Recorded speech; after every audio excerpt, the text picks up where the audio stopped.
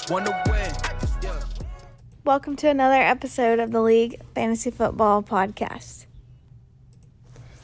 What's up? Yo, It's another episode, and this is the episode. This is the episode, and then the draft breakdown episode next week or whenever we have that. Yes, part of our Aaron series. Welcome, Aaron. Yeah, what's up, dude? Thank you. Always happy to be here. Mm-hmm. But I'm gonna give the floor to Malcolm. He has a special announcement he wants to make to everybody. I don't want it to be that big of a deal, but long story short, I won't be at the draft. So. Boo! Boo! Boo! Yeah. Got a concert with Nikki's parents at Sunday night. We're gonna get a U-Haul, bring some furniture down. Aspen, doggy daycare, just absolute mayhem. So, I'll be drafting from my living room Sunday morning, and probably halfway through it in the car, depending on how long it takes. So, setting myself up for another fucking waffle appointment. So, By the way, great picture, Kyle. That I forgot you had that. That was awesome. Had what? You sent that picture, right? Oh yeah, of the Waffle House challenge. Yeah, I'm gonna send it to Aaron right now. All right, yeah. Yeah, dude, that's a bummer that you can't come to the draft, but listen, maybe listen, drafting in your safe space will help you do better. I feel like I get a free pass because I fucking finished last. No. You don't. So, No. One thing before we get started, you competed in a triathlon? Yeah. So I turned 30 over the weekend, and we did an Olympic triathlon, which is a 1 kilometer swim, 22-mile bike ride, and then a 6.2-mile run. So we did that over the weekend. It was a lot of fun. The next year will be the half Ironman. So Nice. Shout out. So, Yeah. Since y'all have last heard us or seen us, you've competed in a triathlon, and I'm a 70-year-old man and fall downstairs. Yes. That's pretty funny. Please tell everybody that story very quickly. Yeah, so put on socks. We were getting ready to leave. Had to take the dogs downstairs. As I was going down the stairs, I guess the socks slipped on the carpeted stairs. Took a tumble down the stairs. Ended up gashing my arm. I didn't think it was bad at first. And then Lauren, she came running. She was like, let me see. I held my arm up, and you could literally see inside of my arm. So had to go get it stitched up. It's healing pretty good right now. Wow. Yeah. That's crazy, man. Are we all 30 yet? Biko's not. Aaron, you turned 32, you old fuck. Yeah, we're all old. Yeah. That's crazy, man. It God, is. and Kyle, you got a dad? You got a dad. You are a dad? Yep. A bunch of us are dads now. Man. Not me. Not me, homie. You're Anyways. Aspen's daddy. Yeah, how much fucking money you spit on her, I might as well be a damn dad. All right, so we're gonna Anyway. hop straight into the mock draft. All right, yeah. Yeah, so fuck your draft. so you want to explain what happened? Tell everybody what happened. Yes, please. All right, so I asked for some volunteers to help in this mock draft, and a couple people reached out. Don, Kevin, Biko, thanks for participating. You did a mock draft knowing that Aaron was going to roast it and break it down. So without further ado, let's get into y'all's mock draft y'all did.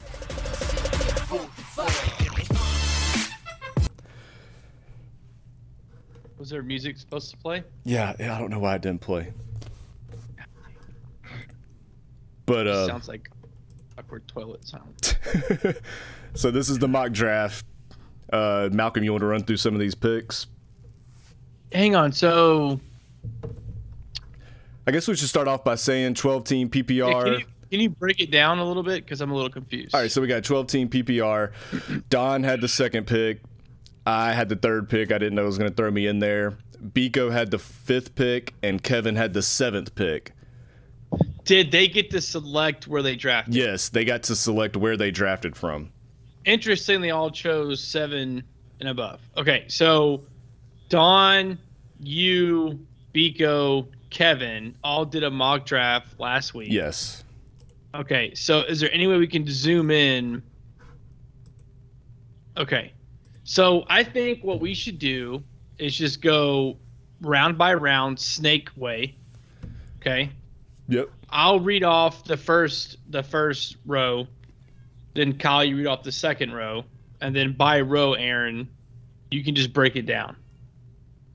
But let's just break down the picks of the mock draft teams in accordance to where everyone, like the Autobots drafted or whatever. So the first round, we had McCaffrey go first, Dalvin Cook, who Don took, Kamara, who Kyle took, Saquon, and then Ezekiel Elliott, Biko took, Derrick Henry, Eckler, Kevin took, and then Taylor, Chubb, Hill, Devontae Adams, and DK Metcalf went. Yeah. Yeah. So I definitely think, at number two, number one, that's the obvious choice. At number two with Dalvin, still going pretty chalk, can't really complain about any of those. It kind of starts to get interesting at the 5 pick, taking Zeke. And I think the last time we did a mock, we kind of talked about that where, that's sort of that range or that area, once you get outside really the top 3 picks where you don't necessarily have to go running back. You can really kind of start off with a top tier receiver, Devontae Adams, who you look at team 11. That's really awesome. They were able to get Devontae Adams, the nuke at the turn. I know that kind of jumps ahead, but, it's just kind of interesting in this draft that we don't see someone veer off the running back path until pick 10. I think you can't always bank on that. So far this season, I think I've drafted about 4 teams for home leagues, and I've seen, wildly different things, right? You might see someone take Kelsey in the first 6 or 7 picks. You might see, oh, absolutely. You might see a few receivers off the board by the time you get to pick 10. So it's interesting that here you see so many running backs, but I think partially that's because you have so many auto picks. Like if you have, That's true. Yeah, 9 in a row. if you have team 4 as, another, human or user pick, who knows? Someone might have taken Devontae Adams there. I know me personally picking at 5 or 6, I've typically been going Devontae Adams, but I like Zeke. There's a pretty good chance that, I think we talked about it, touchdown regression. The guy had 5 touchdowns in his first 4 games when Dak was healthy. You extrapolate that, you're talking about a 20-plus touchdown year. Now, obviously, you would expect there to be, some negative regression on that, but 15 touchdowns on the season, he could easily, with his workload, be, a top 5 guy. I do like the Austin Eckler pick. I think we talked about it. He's a guy that I like a lot. But mainly the only thing I would call out from this round is, teams 10, 11, 12, when you're able to start off with some of the receivers they do. I think it'll be interesting to see how those teams play out the rest of the draft. All right, so just one question on the first round. When is Devontae Adams realistically in play? I think he's realistically in play as soon as pick 4. Yeah. Great question. I wouldn't take him ahead of Christian McCaffrey or Dalvin Cook. Me personally, I would take him at 3, but I definitely could understand a person taking Kamara there. I think once you get into Barkley, Zeke, Derrick Henry, Austin Eckler, and especially Taylor and Chubb, you can poke holes in sort of even the median projection for those guys. I'm bullish on multiple of them, but you can poke holes to them. Christian McCaffrey, the only thing you can say is injury. Dalvin Cook, the only thing you can say is injury. Kamara, you could say some negative touchdown regression, but even if that happens, he's still going to be a double-digit touchdown scorer.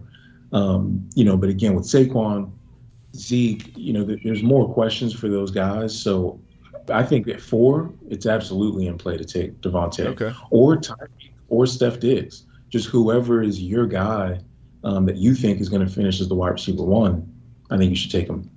Yeah, and I think that's a good point because, we're in draft week now, so if y'all are watching this, y'all are probably preparing for the draft. So this is giving y'all. If they're watching this, which they should be. They should be. That's why we waited to do this. Yeah, they're definitely watching this. But this sort of gives you an idea of, I don't know, it sort of helps you out for the draft. And that's one of the main reasons why we're doing it. All right, run through the second round, Kyle. Snake way. All right, so at the 2-1, we had Diggs, then Hopkins, Aaron Jones, Patty Mahomes went in the second round, Kelce right after him. Wow. Najee Harris, midway through the second, A.J. Brown, Antonio Gibson, Calvin Ridley, Joe Mixon, Jefferson, and DeAndre Swift at the end of the second.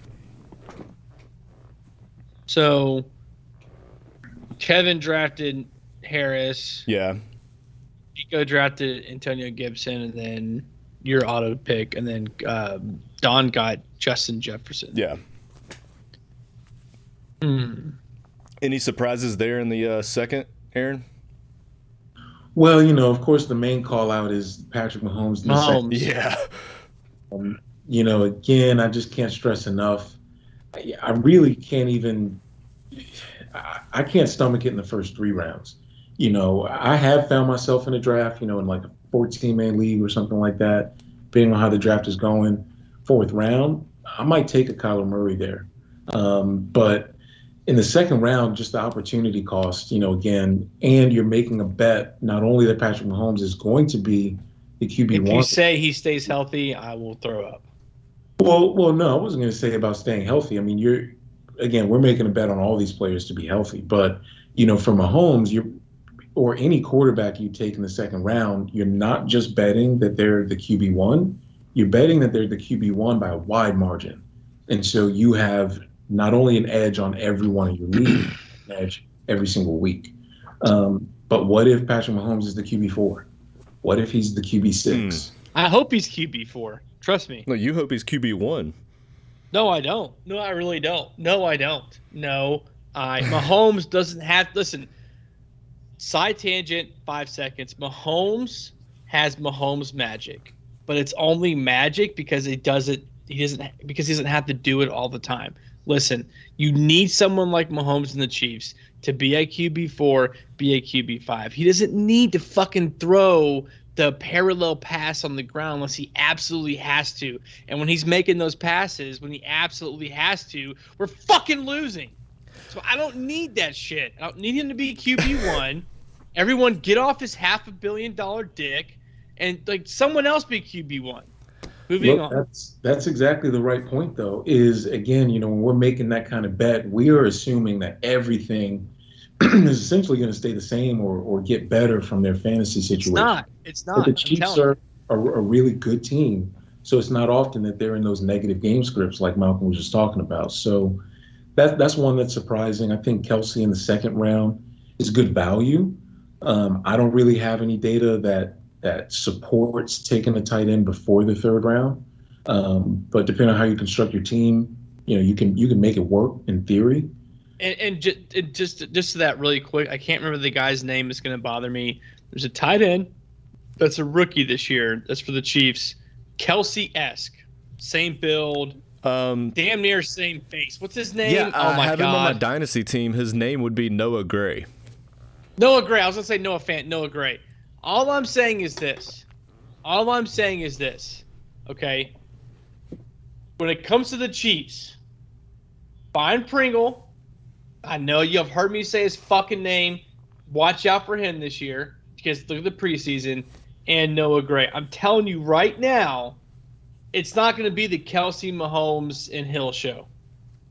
I mean, it will be, but it won't be from a fantasy standpoint. I'm telling you right now, the Chiefs are trying to be more balanced. I'm serious, which is great. My damn dick's hard hearing that. Anyway, moving on. All right, yeah, Sorry. Let's get off the Chiefs. So, Najee Harris, Kevin took him at the 2-6. I mean, I can't complain about that. Biko. There's just no way. I don't care. I'm ghosting him this year. If I have the chance to get him, I won't get him. Well, that sounds like a mistake to me. I think, Najee is, like, for example, in the second round, I don't mind that at all. What I have a problem with, though, is this person, took Austin Eckler in the first. I'm assuming this is for a build of like a full point per reception league. Yeah. Now, Najee is probably going to catch a lot of passes, but just to peek ahead, you see they took Josh Jacobs in the third round. Now Chris Godwin's your wide receiver one. Deontay Johnson's your wide receiver two. How much of an edge are you gaining at running back compared to what you're losing at receiver? Like if you fast forward to Team 9, even though they took Mahomes in the second round, they took one running back early. They loaded up on a couple receivers, and they still have guys like James Robinson and Chase Edmonds, who one of them could easily end up being a really solid RB2. So Easily. that's the only problem I have with that. And you kind of see a couple of teams that did that, like Team 1. The one thing I will say, if you have the 1.01 and you take Christian McCaffrey, please don't take another receiver or another running back until the fourth round at the earliest. And the reason why is when you take Christian McCaffrey at 1.1, think about the bet you're making. You're making a bet that not only is he the best running back, but he is the best player in fantasy. Yeah. And he's the best player in fantasy at the running back position. So you can take a little bit more risk at your RB2. What you can afford to do is, I think if you look at this, I don't know if the people can see the screen. This person's got CD Lamb, which I don't know how on earth that happened. But I was just about to say, this dude made it to the 5th round. In the 5th round, I have not seen that in a single. It's a snake draft, so you know that shit was like a tail end. Yeah, I haven't seen that in a single real draft I've done. I did a draft where I took CD in the 2nd round, and I've gotten him in the 3rd round other than that. So, yeah, like, don't bank on that happening, because otherwise maybe you're looking at someone like a Jamar Chase you're considering for your wide receiver one now, maybe a Kenny Golladay, or if it's coming that other way, you're looking at Juju, Odell Beckham. That's in a PPR league, that's not where I want to be.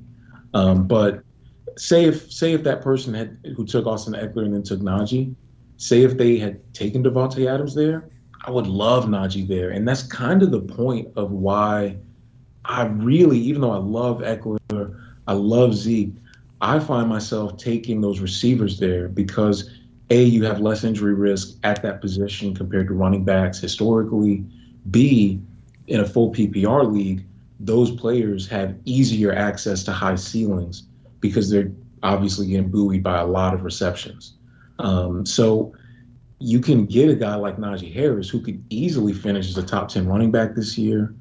Even Antonio Gibson, we've talked about what his bull case could be. Aaron Jones, absolutely, with Aaron Rodgers back, is probably walking onto the field with 10 plus touchdowns, assuming health. So these are still the kind of guys you can get in the 2nd round, even if you went receiver in the 1st. Yeah. So looking at this, I can't help but Team 9, that's Charlie, quarterback 2nd round. Yeah. So moving on to the 3rd round. So we've got, Team 1 took CEH. Anyways, Keenan Allen, Dobbins, who's out now, right? JK's bye-bye. Yeah. Yeah. And then Darren Waller, Adam Thielen, Greg Kittle, Josh Jacobs, Jared Allen, McLaurin, Allen Robinson, Mike Evans, and David Montgomery. So we've already kind of talked about Kevin's draft so far, 3 running backs, which you liked and which you didn't like. Mm-hmm. What I'm finding interesting, look at Biko's team. He's got Zeke, Antonio, and then Thielen. Yeah, it's a really good call out because, it's kind of like that old Dos Equis commercial. I don't often take running back in my draft, but when I do, I always go receiver. So that's the kind of thing that I will point out here is I really like that. And not only that, but look, he doesn't take another running back till I can't really see what round that is. What is that, the 10th round or something like that? Yeah. That's awesome, right? Because me personally, I still don't like that those are my receivers. Thielen, Woods, Corey Davis, Claypool, Boyd, Beasley. They're all solid. They're all going to score points. Some of them may even have ceiling years. I just don't feel comfortable in my ability to know who it's going to be week to week. So that's why I like getting those receivers Crucial. early. Where Devontae Adams, he's in my lineup. I'm not thinking about it. Nuke Hopkins, Calvin Ridley, Justin Jefferson, even Keenan Allen, Terry McLaurin, Allen Robinson. These guys are in my lineup set. I don't have to ask any questions. But again, if you are going to start running back, this is how you do it. Yeah, Nice. I agree. And I was saying that because I personally would have took Keenan Allen over Thielen only because and Biko, the game hadn't happened yet, but the Chiefs and Vikings, I'm not trying to say Chiefs, but that game did happen. They looked horrible on offense. And it kind of scared me. I know Dalvin Cook was preseason. I get it. Dalvin Cook wasn't in there. No. But if I've got Keenan Allen there. No, I see what you're saying. Keenan Allen was taken at the 3-2. But, yeah, what Aaron was saying, like maybe you could take a shot on a McLaurin or a Allen Robinson. And that's my thing. I would take McLaurin ahead of Thielen, Robinson. Let me see who else. I would take CeeDee Lamb ahead of him, absolutely. But the thing with Thielen is it's all touchdown based, right? If you look at a year ago and even the past few years of his career, not only does he have a high touchdown rate, but he gets targeted, right? He gets targeted in the red zone. That's a positive. The worry is if that starts to dip at all, then now you're asking for a lot of efficiency because what he's not giving us anymore is, the consistent deep A-dot, type of receiving work. He's not getting as many of the big chunk plays consistently.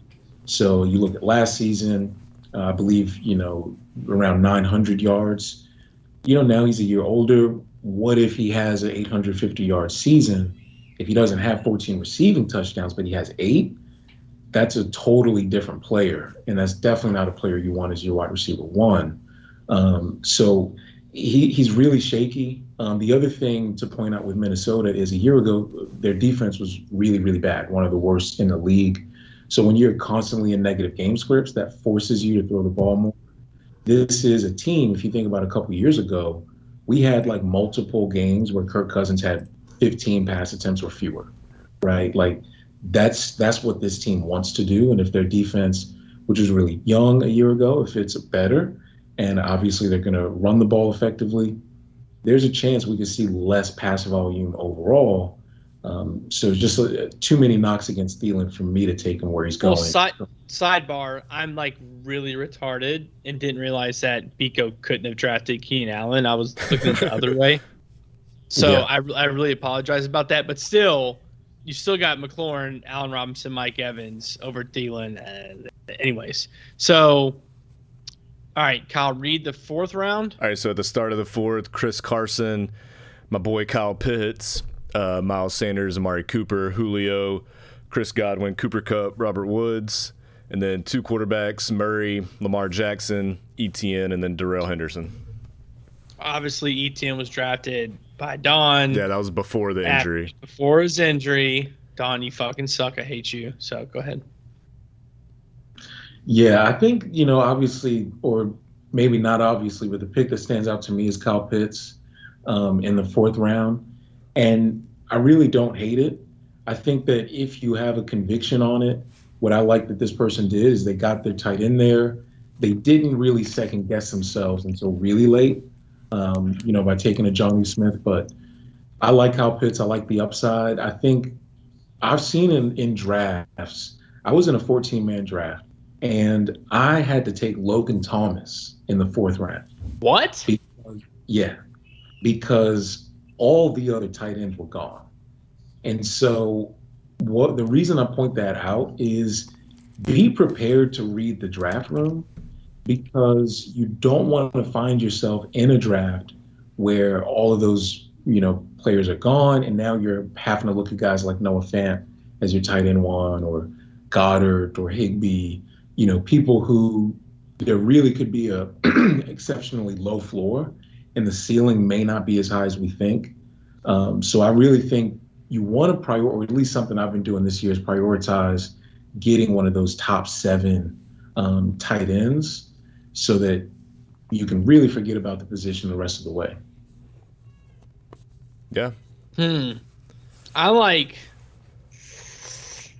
man, Julio Jones might be that dude this year. He easily could. You don't want to, I'm just saying, you got a pissed off Julio. And no offense, guy. I'm just looking at his situation in Atlanta. I feel like it's one of those like things where new team, fresh start, everyone's like, fuck Julio. He's old, whatever. He might be like that. It might be like that Aaron Rodgers type year where he's like, "Oh, you think I'm old? Okay." Yeah. One note about Julio Jones. I've been holding a grudge against him. I'm not gonna lie. I've been like, "F that man," the way he handled his business leaving Atlanta. But you want to have sex with that man? No. To put this to bed, if you love somebody, let him go. And that's where the hate comes from, is because I loved him so much when he was here. But I love him. It's time to let him go. We got Ridley. We got AJ Pitts. Brown and Julio on the corners. Listen, I will steal this from Max Kellerman. I can't take credit for it. I was watching First Take, and they were talking about like their top 5 receivers, and he made a good point. He said 2-3 years ago, the top 5 receivers were like OBJ and Julio, like the top 2. Like that was it. And so they have COVID, all these things, right? Those guys are not super, super old. So Julio could easily be – he was always the guy who had the yards and the receptions and never the touchdowns, right? Well, now you got A.J. Brown lining up on the other end. You've got Derrick Henry. You put Julio Jones with Derrick Henry. Now you get the play action that feeds into Julio's game. The guy could have – if I'm sitting at Team 8 and I've got Julio in the 4th round – that's, to me, I'm very happy with that pick. That stands out to me a lot. And I think if you look at how this person did their draft, that's kind of the bet that they're making. Right. And this is a context where, I think this is a really good example of telling a narrative and really thinking about your draft the whole way through. So they start off with a running back. They take Kelsey in the 2nd round. They get, one of their favorite quarterbacks in the 3rd round. So what do? They hammer a receiver the next 3 rounds. And they're making bets on a Julio Jones, who is an undervalued player, but who, like we just talked about, could easily have or does have a very high ceiling. Kenny Golladay, another person we have questions and we're probably not excited about the situation, but is a player that everyone recognizes has a very high talent ceiling.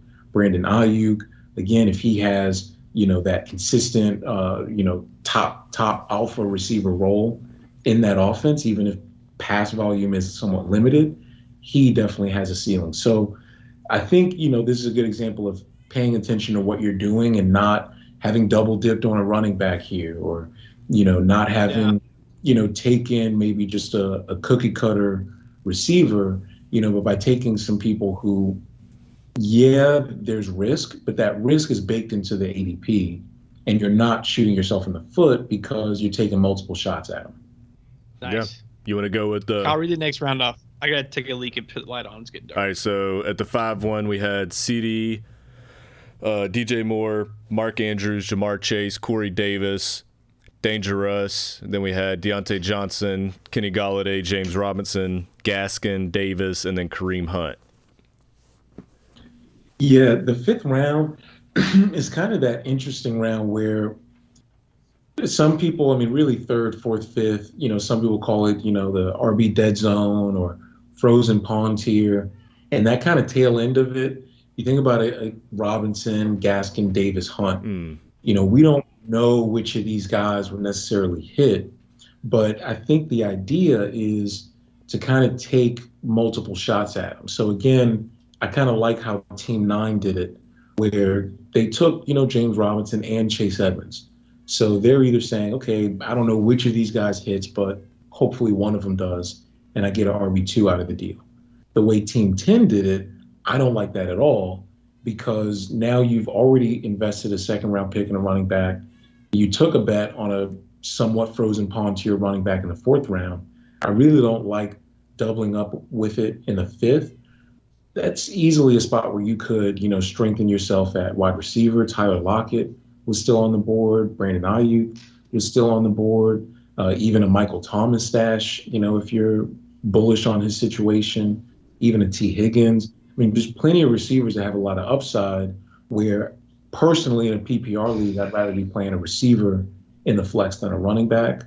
But again, if you look at the way Team 11 did it, I like that a lot. They started off with 3 receivers. They got a tight end. So now they take a Mike Davis, and they're going to take a couple of guys, hoping that one player can pan out, and they're probably going to look to the waiver to get their RB2. So that's the thing I would point out. If you're taking running back in this area in the 5th round, take a look at your team and ask yourself if it really makes sense for the roster you're constructing to take a running back here or not, because it can either be really solid for your draft, or it can be something that really kind of wastes a pick. Nice. Is that are we talking about ETN? No, we're in round 5. He was talking about the James Robinson, Gaskin, Davis picks right there. So you want to go ahead and read off round 6, Malcolm, starting with Lockett? Yeah. So we got Lockett, Justin Herbert, Dak Prescott, Chase Edmonds, Ayuk. Got Rodgers, Michael Thomas, Gesicki, Smith-Schuster, Odell, OBJ, Hawkinson, and then Williams. Is that a rookie, right? No. Volunteer, yep. Yeah, he's the rookie. Okay. Dude, the Homer pick got Biko right here. Yeah. The Homer pick got him. Really? Okay. Yeah. Biko, you suck. I mean, I was going to say, Mike Gesicki, I know that, look, he's been someone we could really somewhat sneakily rely on the past few years in fantasy. I know I've had him on a couple of teams. The thing is, I'm really concerned this season just by, some of the offseason moves. Mike Gesicki was already a player who the reason he was valuable as a tight end is because he lined up so much in the slot. He wasn't, an inline blocking tight end. But then you look at, acquiring not only a Will Fuller, but a Jalen Waddle.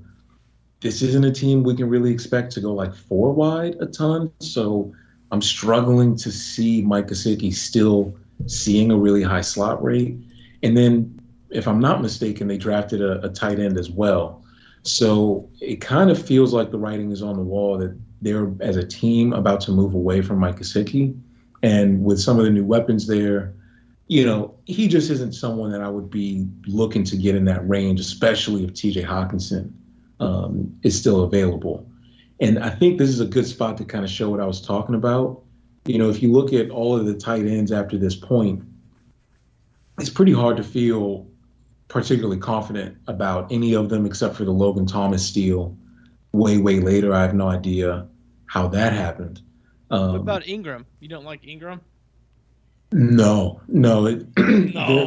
Very, very similar situation. Everything that they've done as a team transactionally has shown that they're probably not going to re-sign him for the long term.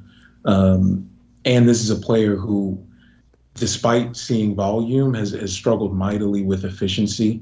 This is an offense that's really hard to project a ton of passing touchdowns for. And at tight end, if you're not catching a lot of passes and racking up yards, you've got to be scoring touchdowns. Factor in the added competition for targets he's going to have this season. Saquon Barkley back in the offense for the low ADOT targets. Yeah, I mean, I wouldn't touch Evan Ingram with a 10-foot pole. What college? Dude, Ole Miss? What college? Nice! Dude, hell yeah. Nice. Dude, I feel like on tight end, if you're not grabbing one of the top 7 or 8, like Aaron said, that you need to punt the position basically, and you're just trying to find that sleeper pick later on in the draft, sort of like Team 12 and a little bit like Team 1. Exactly. So that's what I'm saying is, like, guys like Gesicki, guys like Evan Ingram, Tunyon, Goddard, Gronk, I would just wait. You still get, like we just talked about, tight ends who might have upside, because even if you take a Goddard, you might find yourself looking to the waiver wire at some point this year anyway. Yeah, that's a good point. Sure. All right, so round 7, we had Devontae Smith, Tom Brady, T. Higgins, Melvin Gordon, Claypool, Rojo, Sermon, Mostert, Fant, Fournette, Michael Carter, and then DJ Chark. Anything jump out? Yeah, fucking Tom Brady, that piece of small dick shit. Ain't no way he's pleasuring Giselle with his tiny little fucking. Yep. Look, I think I said it the last time I was. That's a homer pick. Don loves that's a homer pick, right? Well, listen, I think I said it last time. I'll say it again. Don't be surprised if Tom Brady throws 50 touchdown passes this year. He's going to. I don't give a shit. 17-game season. Really, don't be surprised. I think Brady is awesome. Especially in that area of the You have a draft. small penis like him, you have to be awesome. So, I like that. But what really stands out again is the running backs. So now this is, what are we, the 7th round, 6th round? Yeah, 7. 7th. So now in the 7th round, depending on how you've gone about things, you can sort of load up on some of these guys. If you started taking running backs, maybe you took one in the 5th, you can get another guy here in the 7th. And I really like, for example, like what Team 11 does. You get a Mike Davis and a Michael Carter. Now, Michael Carter, he's not going to be in your lineup week 1, but he's the kind of guy that second half of the season, rookie receiver, good profile as a pass catcher, he could potentially be a league winner, if his ceiling case hits. And if Mike Davis's ceiling case hits, he could certainly carry you enough if you're in the waivers, for your RB2. But there's a number of guys. Trey Sermon is another one. I love drafting Trey Sermon. I try to leave every draft with him just because there's so many paths to a ceiling for him. We already know this is a team that's going to run a lot in San Francisco. We should expect them to be pretty efficient. Typically, Kyle Shanahan rushing offenses are. And so far, he's someone that looks like he's going to have that early down role. I was going to ask you real quick, not to interrupt, but look at Mostert. I mean, I feel like that San Francisco is a very interesting, kind of like a Chiefs-esque from last year. There's so many options. I mean, do you like Sermon more or Mostert? I mean, I feel like now you got all these guys and Kittle's coming back. It's kind of tough. I feel like I'm just asking personally, can I make a more solid choice outside of those two guys in this round? You know what I'm saying? I'm not sure. Yeah, sure. And I think, the one big difference I have to call out is, run pass splits, right? So it's totally different having a running back by committee in Kansas City or Tampa Bay versus San Francisco or Baltimore.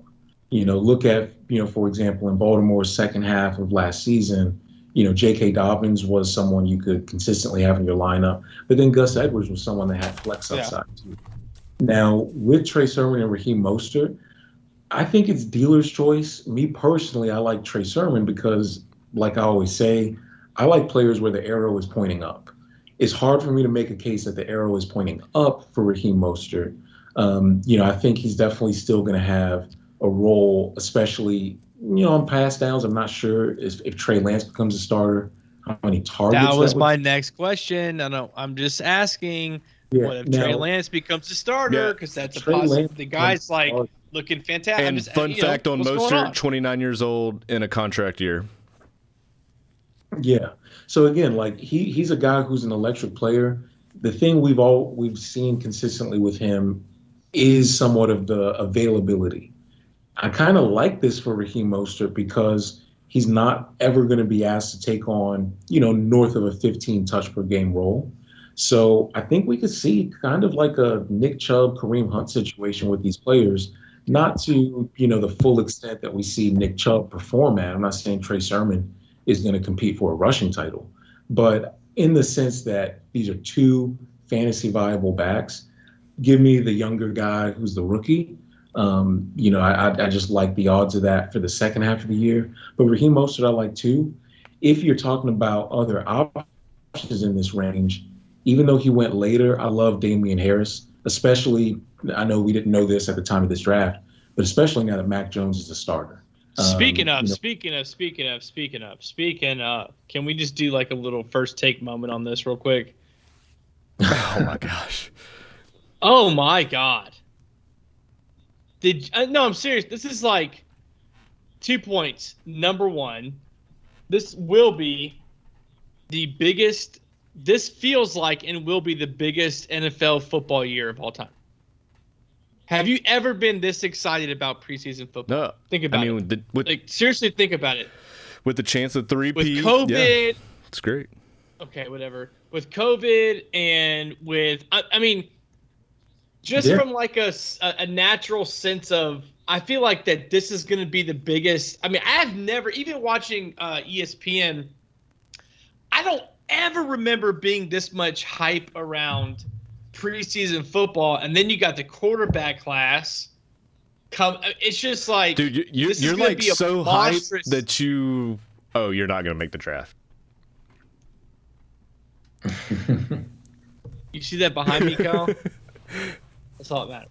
Anyway, second point is the reason why this news about the Patriots is so big and crucial is because when's the last time you heard something this controversial coming out of the Patriots camp, number one? And number two, it's like you sit a fucking Super Bowl MVP. Bye-bye.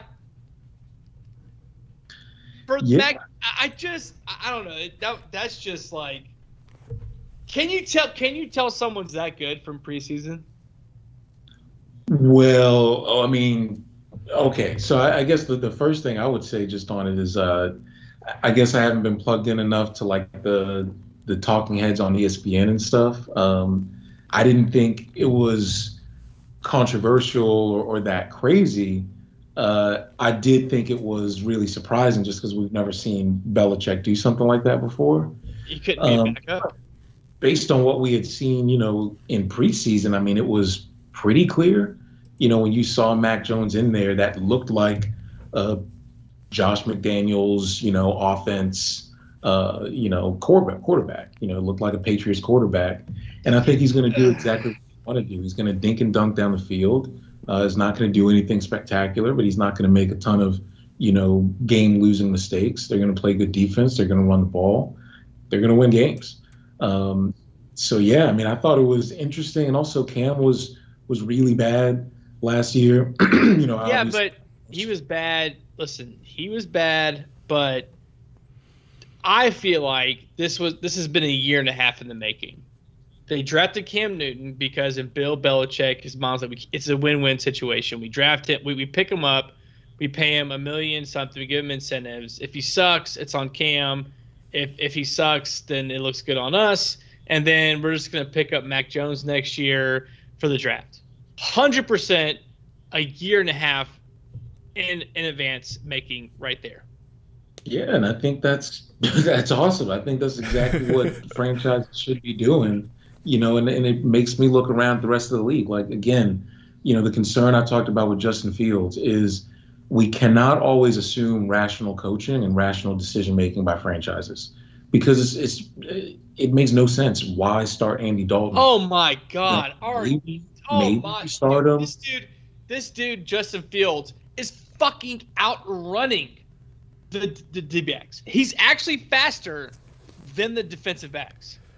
I mean, yeah, we've seen him. He's electric, but again, it's like maybe they're going to put him out there just for week 1 to lose to the Rams, but by week 2, Fields should be a starter. I think this is what more teams should be doing. Like, yeah. I really say kudos to the Patriots because it makes no sense. Stick with Cam, for veteran reasons or whatever the politics are.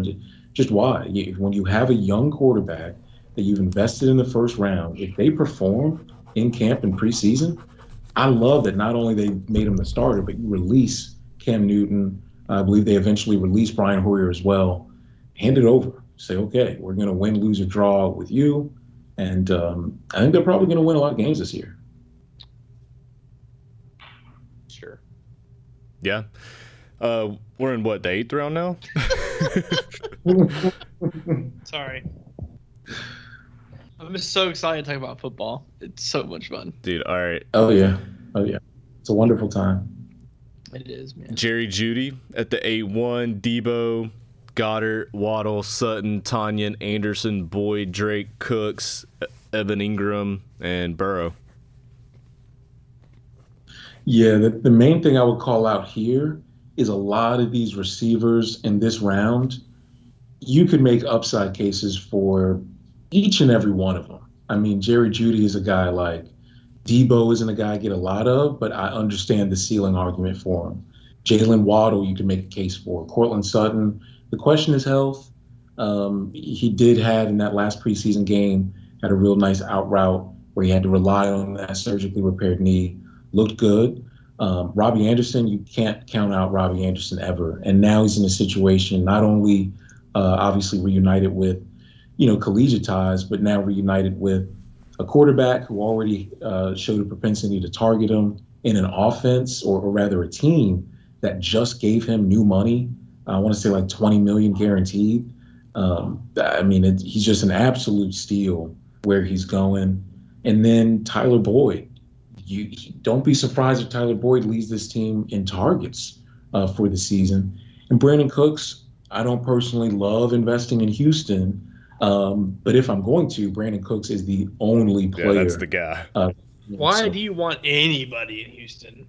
I mean, I get the argument for Brandon Cooks because it's like, well, they're not going to score 0 points. They're not going to accumulate 0 yards. They're not going to complete 0 passes. And when they do complete passes and get yards and score touchdowns, Brandon Cooks is going to get the majority of it. So by that argument, think Jamison Crowder from a year ago, right? Yeah. I mean, Jamison Crowder, That's when he was good. healthy, you absolutely wanted him in your lineup, even though he was in an Adam Gase offense. Even Jarvis Landry in some of those Miami years with Adam Gase was absolutely reliable. So I love getting Brandon Cooks in this kind of area, especially the way this person did it. They went so running back heavy. Then they got a quarterback. They got a tight end. So I like that they just took a lot of shots at receiver, for those next 4 picks. You going with the ninth round, Malcolm? No, Houston's going to be a disaster. The fucking quarterback doesn't want to be there. The coach sucks. The head coach is racist and sucks. Racist, being speculative. I'm joking.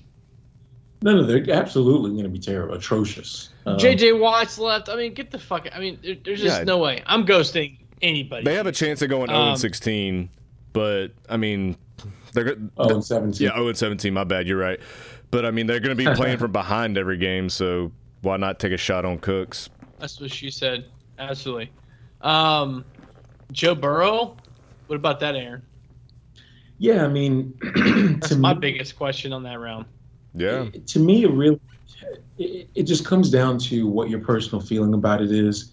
The thing that we should have and we should probably be able to count on is volume in this offense.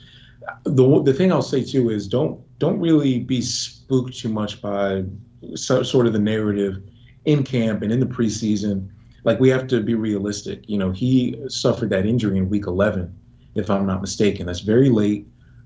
So he's still very early, if you think about that recovery process of actually being in the field, being able to play, there's going to be an adjustment period.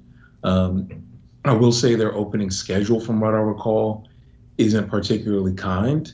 So he's not a player I've been personally drafting a ton of, just because I do think it's going to be a little bit of that slow start.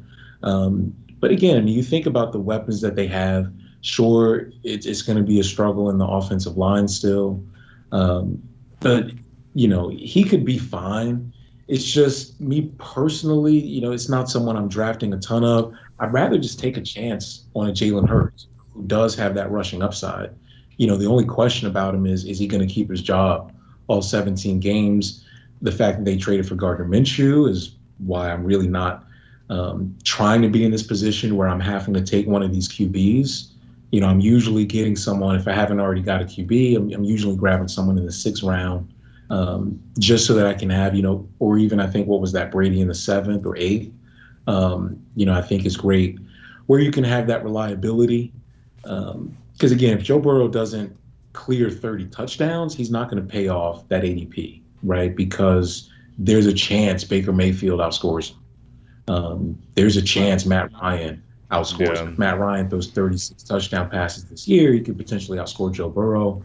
And if you're telling me that you like the rushing upside Joe Burrow showed a year ago, I'm showing you his surgically repaired knee. That's a big leap to make. And I think if you are taking Burrow, it needs to be with the expectation that you're not getting any rushing upside. Let that be a bonus. And if you're not getting any rushing upside, and this isn't someone you think is going to throw 40, 45 touchdown passes, I don't really see it in the 8th round. But again, if you're a person who believes in the talent and you think, no, he's going to throw 40 TDs this year, knock yourself out. Hot take. Hot take. Joe Burrow is injury plagued.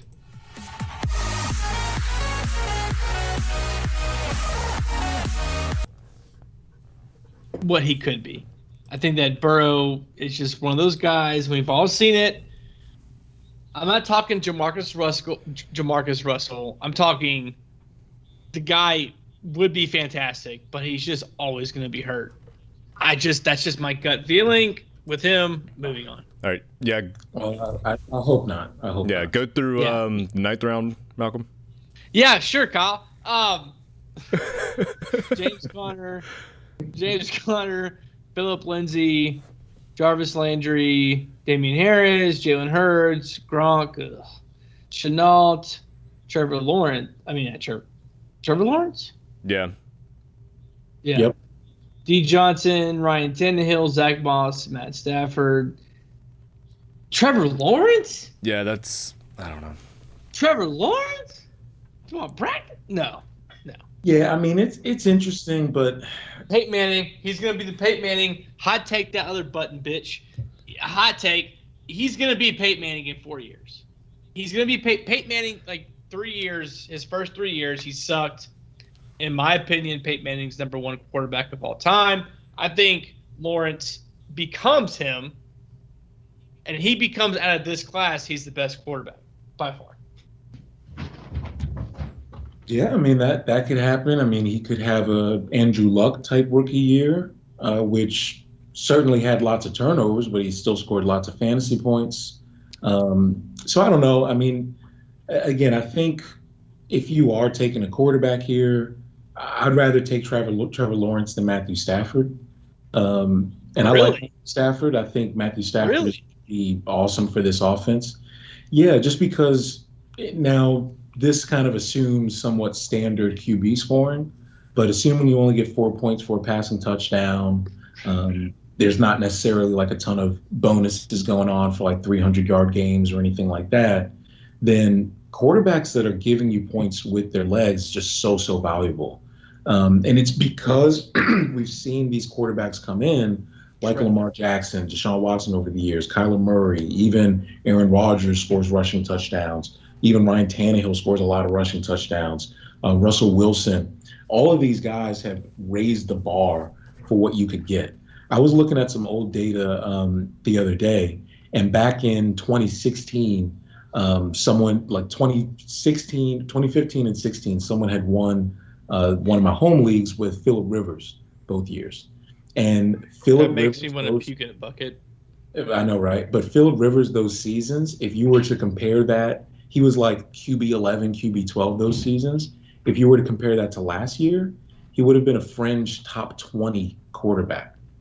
Literally, the bar is raised. And so when you think about a Matthew Stafford, well, what if he throws 32 touchdowns this year?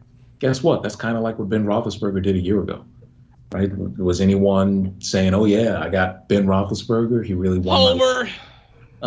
So I love Matthew Stafford. I think he's going to be really great for them. But if you're not running, then you basically need to be 40-plus touchdowns to really be competitive with some of those other QBs. And Trevor Lawrence, no, he's not going to throw 40 TDs, but he might run for 400 yards. He might run for 6 or 7 touchdowns. And if he does that and he throws 25 TDs or 3,800 passing yards, absolutely. I mean, you could be in business. Yeah, as much crap as we talk on Biko, I like this pick this round. Oh, which one? Oh, he got the Jalen Hurts. Yeah. Oh, yeah. Yeah, I love that. Just because it's pure upside.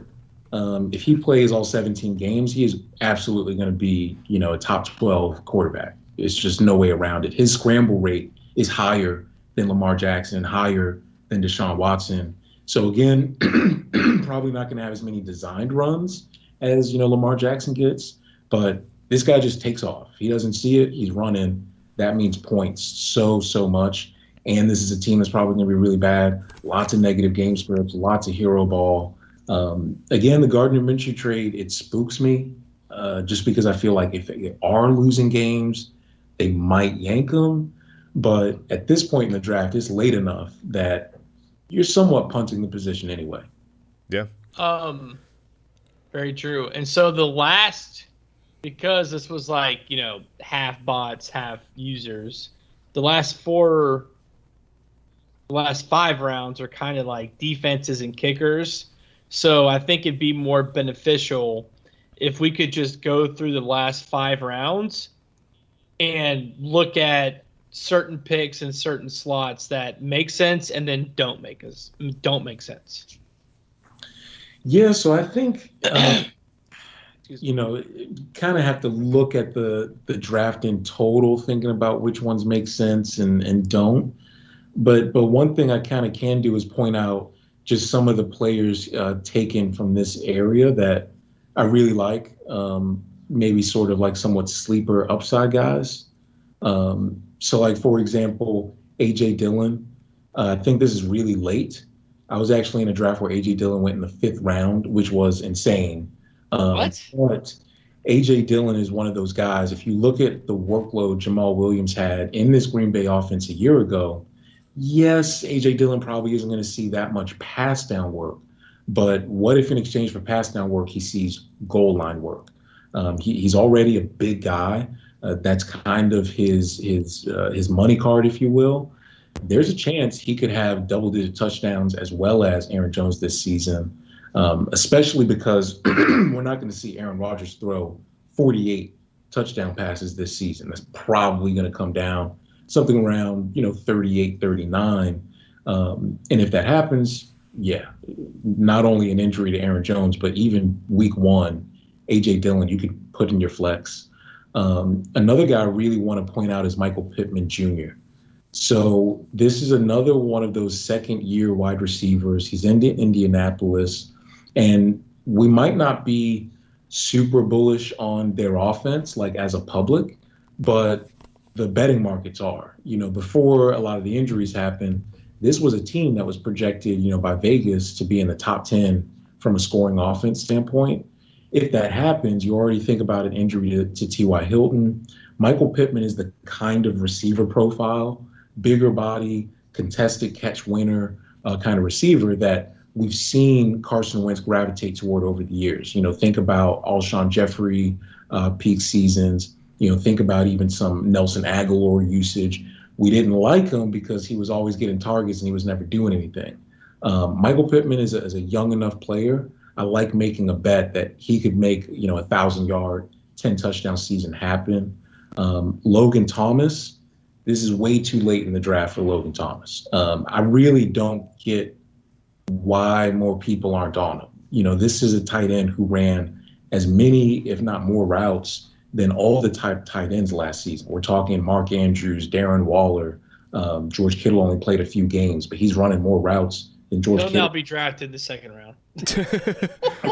Yeah, I mean, and second round's too high in my opinion for any tight end. But look, like I think the way I have my tight end rankings this year is obviously who 1, 2, 3 is, but then I take any of Kyle Pitts, Mark Andrews, T.J. Hockenson, or Logan Thomas. Once you get beyond that, you have a lot of question marks. So yeah, Logan Thomas this late is incredible. I think I talked about Mike Williams the last time I was on. I'm surprised is this normal for him? Yeah, I mean, I've seen, I think I was able to get him in the 10th round in the draft. I've got him in the 9th. I don't think I've seen him fall to the 11th, but yeah, I mean, he's definitely someone that people are spooked on just because he's basically, if you've ever had Mike Williams on your team, like he's in some regard.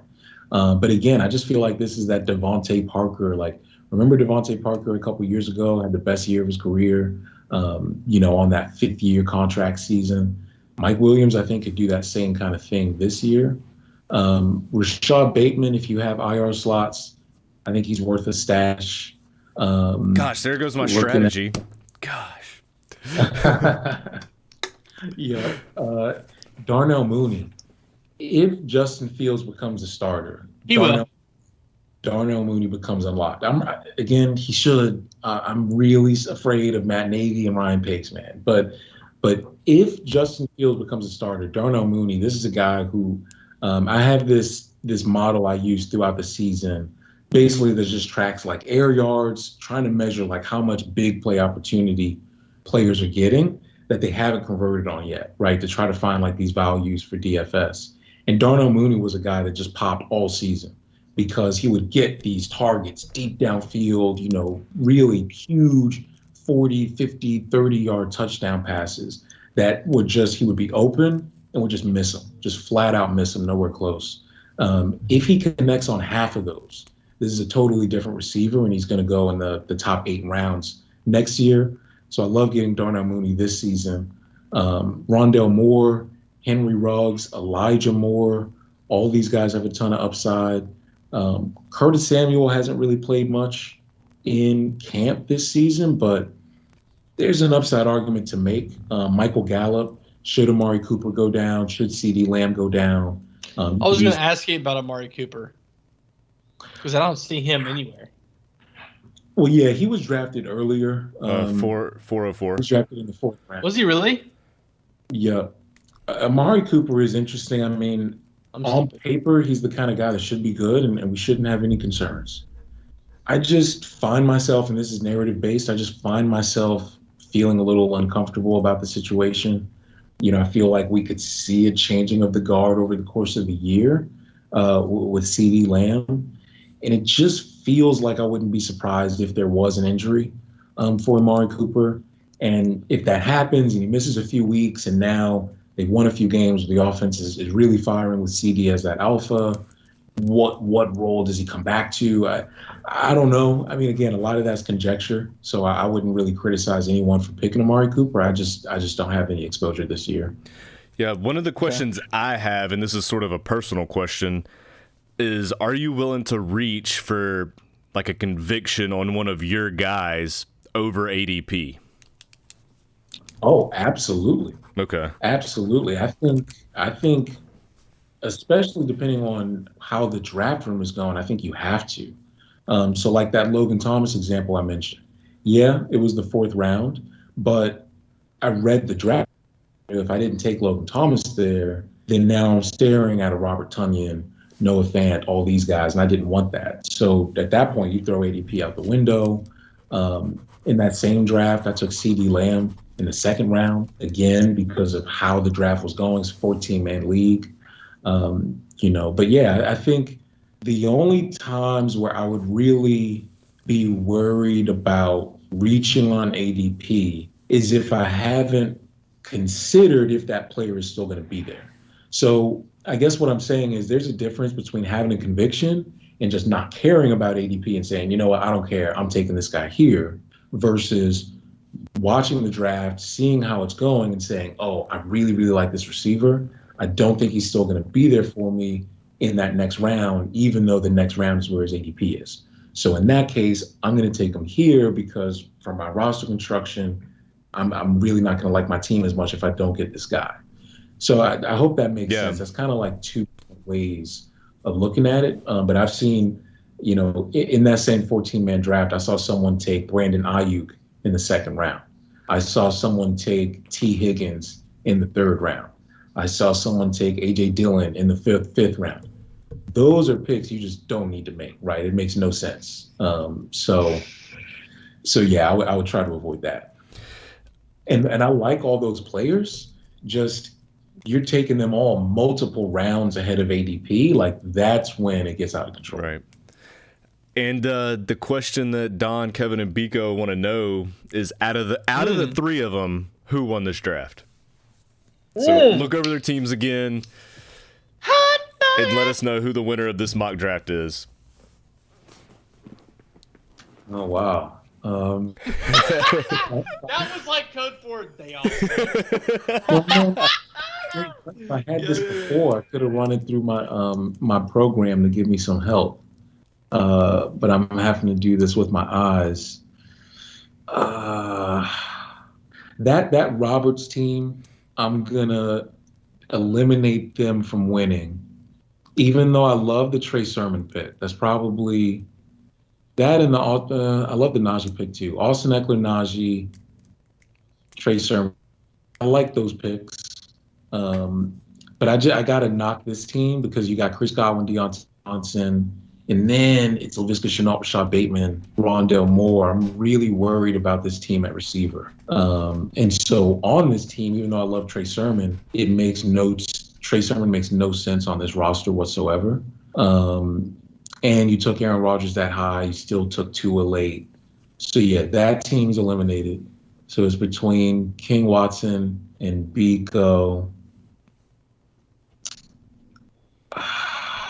This is really tough because I want to eliminate Biko for taking Gasecki, but Watson took TJ Hawkinson, then took Evan Ingram, which Evan Ingram makes no sense when you just took Hawkinson. Right. You know what? I'm gonna take the bailout. Travis Etienne is injured too, and this is a somewhat frozen pond thing because fourth round draft capital on a rookie running back who we don't even know what his usage was going to be. And if we were tracking preseason before he got hurt, it was looking really scary. Like he was barely seeing the field, and when he was, it wasn't even this third down role that we thought he was going to have. We weren't seeing him line up out wide. You know, it was pretty concerning that we were really going to see a three-headed monster, and we were going to have to wait a while. So fourth round for Travis Etienne, I think that's eliminated. Even though I wouldn't have drafted my team this way, I'm going to go with Biko as the winner. Nice. So I have a question. What do you think is the most important factor in drafting your fantasy football team this year, specific to this year? I know that's like a loaded, ambiguous question, but if there's a one thought, if I go into the draft, let's say that I'm super unprepared, okay? If I have one thought going into the draft, what is it? I mean, it's tough to say specific to this year because I would probably say this every year. I would say make sure your roster makes sense. And that might sound really simple, but what I mean by that is each round, think about the pick you're making in relation to the picks you just made before. And constantly check in and ask yourself, does my team make sense? So like, for example, you start off Austin Eckler, Najee Harris. When you're in the third round, if you're asking yourself, you want to take Josh Jacobs, ask yourself, okay, does that make sense for me in a PPR league? No, it doesn't at all. Josh Jacobs isn't even a player we can project for significant pass down involvement. And it's a third running back when you've already invested second round capital or first and second round draft capital at the position. So you should have been getting yourself a receiver there. Probably would make sense, or even a QB. I'm a little nervous now that you said that, Aaron, because I feel like that Kevin, Biko, and Don just like fake drafted to throw everybody off. They could have. I mean, do you really see Kevin taking 3 running backs like that? Well, if he watches this, I'm pretty sure he won't. Shots fired. Anyway, I'm just saying because he told Kevin last year that DeAndre Hopkins is the fucking shitty pick. Oh, yes, he's definitely going to take. Well, listen, man. Again, I take the full L on Nuke Hopkins. I'm in on Nuke this year, and I love Austin Eckler and Najee. I like your picks. I don't like the way we did it. Nice. Fair. Well. Yeah, Biko, congratulations. You win absolutely nothing, but good job. You got bragging rights. For now. Yeah, until Sunday. Until Sunday, when the draft happens. So what's so funny is when we first started this, I remember telling Aaron that we used to draft it like fucking before preseason. And he was like, no. Yeah, that was terrible. That's so dumb. But But think about it. Now that we're drafting almost like a little too late, look how many injuries are on that That's board. true. In week 3, we're not talking week 1. We're talking like week 3. Like ETN, bye-bye. Yeah, just one preseason game left. Yep. Just one. It's insane. Okay. So thank you, Yeah. Aaron. So what's the last thing we're doing That here? was awesome, Aaron. We're gonna we got permission from Commissioner Davis to release the schedule. So we're gonna randomize the schedule. It's gonna be recorded on the podcast for transparency, and we'll go over like the week 1 matchups.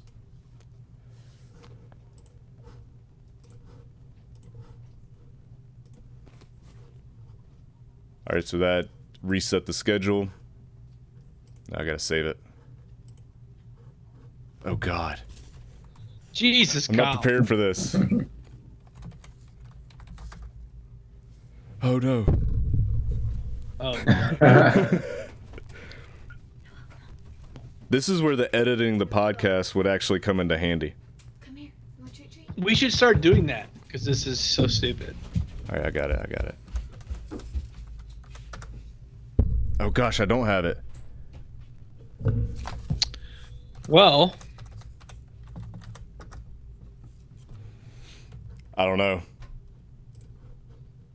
anyway, we'll post that at some point to somewhere in the group chat. Yeah. This is the second disaster of the podcast. The first episode, it was the audio issue for like 3 hours, and then this one past. Did you stop recording? No, we're still going. Are we like is it too long? No, it's only an hour and 12. What was the other one at? That was like hour 40 something. Jesus. Okay. Anyway.